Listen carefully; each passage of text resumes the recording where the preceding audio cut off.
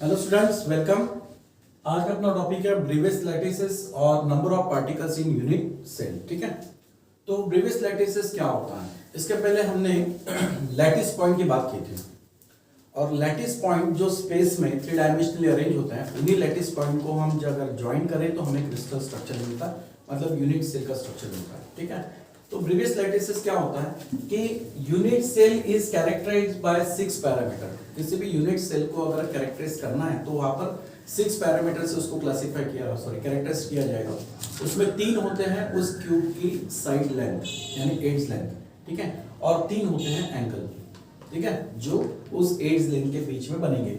So each unit cell is characterized by 6 parameter and these 6 parameters are the 3 edges and 3 angles between them, that means angle between their edges। ठीक है, तो अगर उस adjust को हम A B C से denote करते हैं और ये 3 एंगल जो है वो अल्फा बीटा गामा से डिनोट करते हैं। तो जैसे कि इस डायग्राम में देखो, ये एक सिंपल सा क्यूबिक यूनिट सेल है।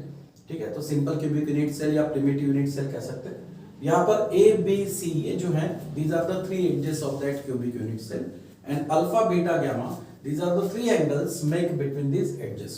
तो ये 6 पैरामीटर से यूनिट सेल को हम कैरेक्टराइज कर सकते हैं। ठीक है, अब ये जो इसमें आपको जो पार्टिकल्स कॉर्नर्स पर दिखाई दे रहे हैं, तो वो कॉर्नर पॉइंट्स यानी क्या होता है, लैटिस पॉइंट्स होते हैं। और ये लैटिस पॉइंट जो है, इनको हम 14 वे से स्पेस में अरेंज कर सकते हैं।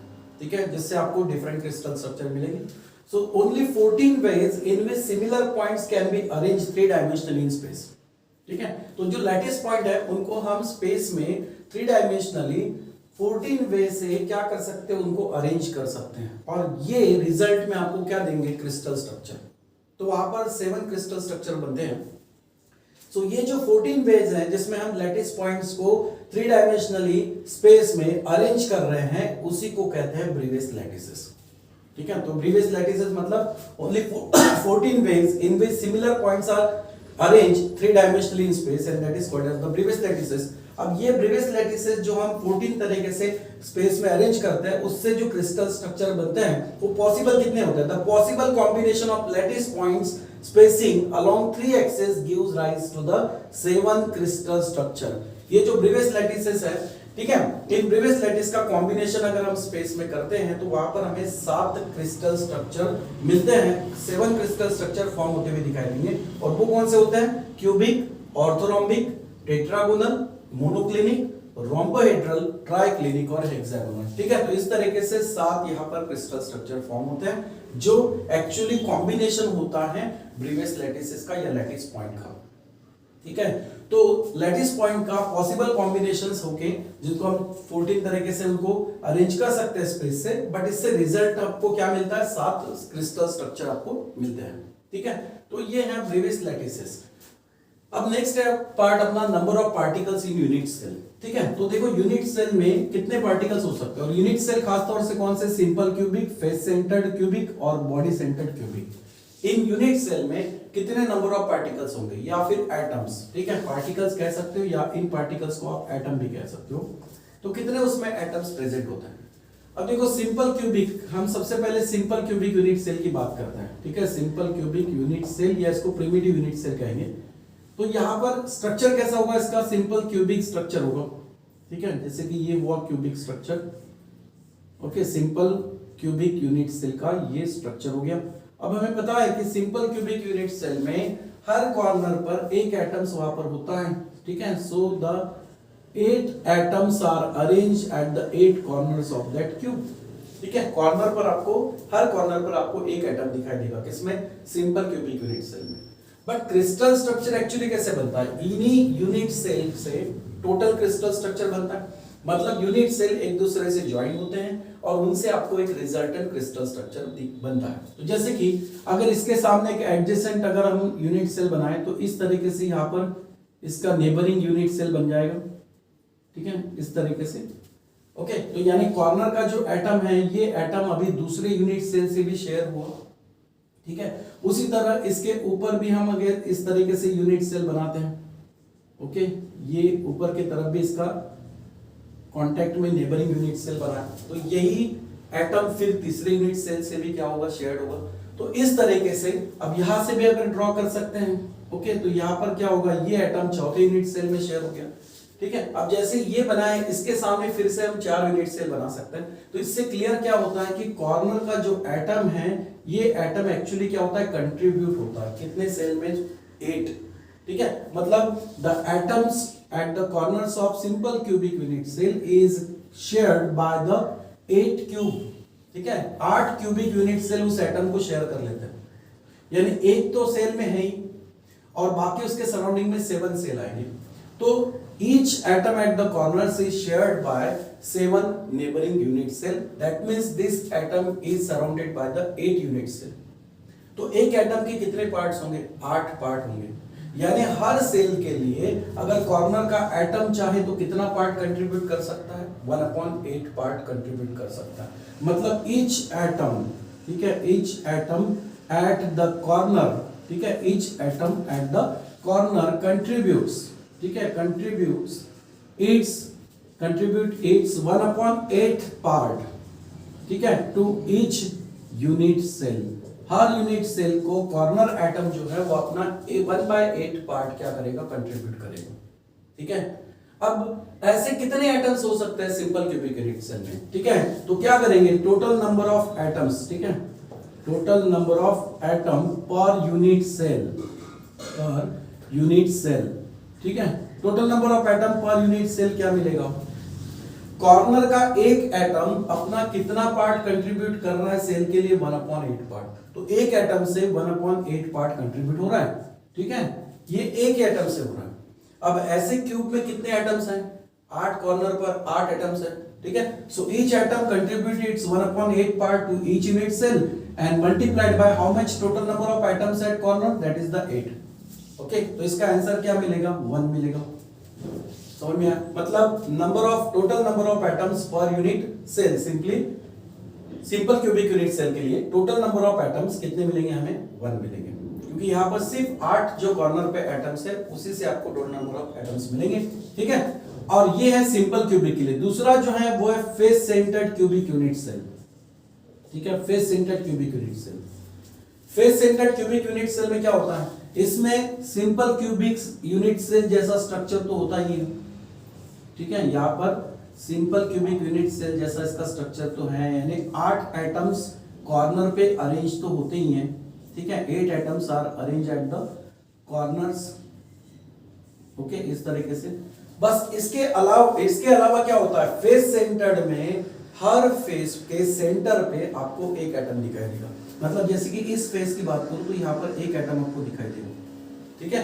ऐसे ही आपको हर फेस पे क्या मिलेंगे, नंबर ऑफ एटम्स मिलेंगे, ठीक है। तो फिर face centred cubic unit cell में टोटल नंबर ऑफ एटम्स कितने होंगे।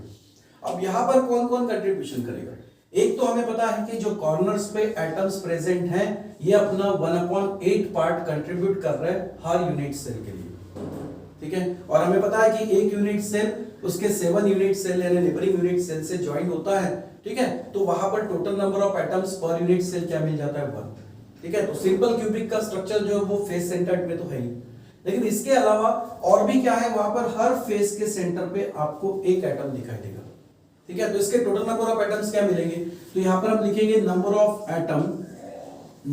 Atoms at the corner, number of atoms at the corner per unit cell, number of atoms at the corner per unit cell कितना मिलेगा, 1, जो कि हमने ऊपर solve किया। So number of atoms at the corner per unit cell equals to 1। अब क्या करना है, अब निकालना है number of atoms at the face, ठीक है। तो number of atom at the face क्या मिलेगा, नंबर ऑफ एटम, ठीक है, at the face of cubic unit cell, cubic unit cell में, ठीक है, number of atoms at a face क्या मिलेगा, number of atom at the face of cubic unit cell is equals to 1 मिलेगा क्या, नहीं। इसका अगर नेबरिंग यूनिट सेल यहां निकालते हैं, जैसे कि देखो यहां पर ये हुआ यूनिट सेल, ओके। अब इस यूनिट सेल का फेस पे आपको सेंटर में एक एटम दिखाई दे रहा है, बट ये यूनिट सेल उसके नेबरिंग यूनिट सेल से ज्वाइन तो होगा, ठीक है। इस तरीके से उसके नेबरिंग यूनिट सेल से क्या होगा, वो ज्वाइन होगा। तो ये एटम जो है इसका हाफ पार्ट आपको कहाँ मिलेगा, इसका हाफ पार्ट जो है ये जो मैं शेडेड बता रहा हूं ये हाफ पार्ट इस यूनिट सेल में होगा, तो रिमेनिंग जो हाफ एटम है वो हाफ एटम इस यूनिट सेल में होगा। मतलब हर फेस पे जो एटम है वो उसका सिर्फ 1/2 यानी हाफ पार्ट कंट्रीब्यूट कर रहा है।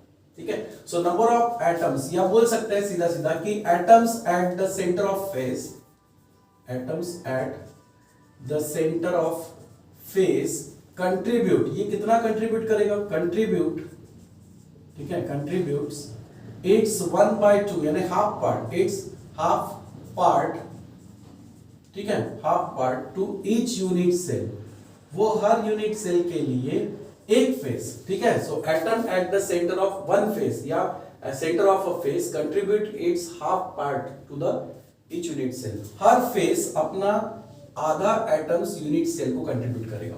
लेकिन ऐसी टोटल फेसेस कितनी है, 6 है। एक फेस अपना आधा एटम्स कंट्रीब्यूट कर रहा है एक सेल के लिए, ठीक है, तो ऐसी फेसेस कितनी है, 6 है। यानी हम बोल सकते हैं कि नंबर ऑफ एटम्स, ठीक है, number of total number of atoms, total number of atoms at the centre of, total number of atoms at the centre of, at the centre of 6 faces, ठीक है, contributes, 6 faces contributes to unit cell, to unit cell. कितने contributes होंगे, एक face अपना 1/2 यानी half molecule contribute कर रहा है, तो ऐसे 6 फेसेस टोटल मॉलिक्यूल, मॉलिक्यूल या एटम, मॉलिक्यूल नहीं बोलेंगे एटम बोलेंगे, टोटल एटम कितना कंट्रीब्यूट्स करेंगे 1/2 into 6 यानी 2 3 6, मतलब यहाँ पर 3 एटम्स ये कंट्रीब्यूट करेगा। ओके, और इसके साथ साथ कॉर्नर के जो एटम्स हैं, ठीक है, वो total number of atoms at the corner contributed for per unit cell कितना मिलता है, 1 मिलता है। ठीक है, तो वहां से 1 एटम मिलेगा और हर फेस आधा एटम कंट्रीब्यूट कर रहा है, तो 6 फेसेस से यहाँ पर 3 एटम कंट्रीब्यूट्स होंगे। इसका मतलब इससे टोटल नंबर ऑफ एटम्स, ठीक है, total number of atoms per unit cell, कौन सा unit cell, face centred cubic unit cell, तो क्या मिलेगा, कॉर्नर से कंट्रीब्यूशन कितना हो रहा है 1, और हर फेस अपना आधा मॉलिक्यूल कंट्रीब्यूट कर रहा है, टोटल फेस से कितने मिले 3 एटम्स, तो 1 + 3, तो टोटल कितना मिल जाएगा यहाँ पर 4। ठीक है, so number of atoms per unit cell that is the face centred cubic unit cell is equals to 4। ठीक है, अब नेक्स्ट क्या है, body centred cubic unit cell. ठीक है, so body centred cubic unit cell, इसके लिए नंबर ऑफ एटम्स क्या होंगे, body centred cubic unit cell में क्या होगा, यहां पर cubic unit, simple cubic unit cell तो होगा ही, ठीक है, इस तरीके से, और हर कॉर्नर पे आपको 8 एटम्स मिलेंगे, और इसके पहले भी हमने बताया कि भाई हर कॉर्नर्स का एटम अपना 1/8 पार्ट कंट्रीब्यूट करता है, और इसी तरह से टोटल 8 एटम से कितना मिलता है आपको, number of atoms per unit cell 1, तो कॉर्नर से तो आपको 1 एटम मिल जाएगा। लेकिन body centred cubic unit cell किसको कहते हैं, along with these 8 atoms at the corner there is the 1 atoms in the center in the body, यानी 8 कॉर्नर एटम्स के साथ साथ बॉडी के अंदर वहां पर एक एटम होता है, और जो अंदर एक एटम है वो सिर्फ एक ही सेल के लिए कंट्रीब्यूट होगा, वो उसके नेबरिंग सेल के लिए तो कंट्रीब्यूशन नहीं देगा क्योंकि वो टोटली उस क्यूब के अंदर है। ठीक है, तो यहां पर क्या मिलेगा, total number of atoms per unit cell क्या मिलेगा, क्या मिलेगा यहाँ पर, total number of atoms per unit cell, total number of atoms per unit cell कैसे मिलेगा, ये the number of atoms at the corners per unit cell.